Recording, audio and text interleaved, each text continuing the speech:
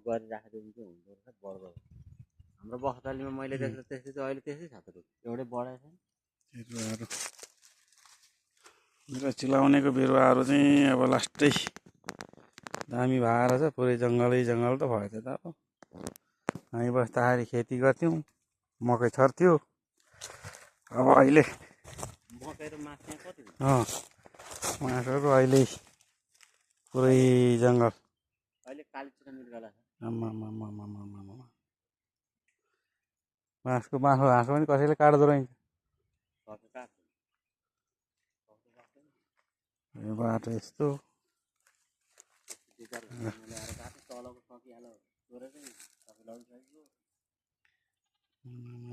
घरको अवस्था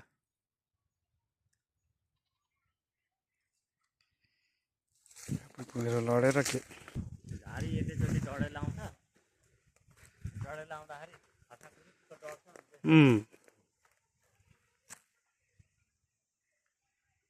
गोठ पनि हजुर बाउले रोपेको धोपी अब यत्रो भइसकेको छ तलबाट सबै पहिरो लडेर लातलुत गएछ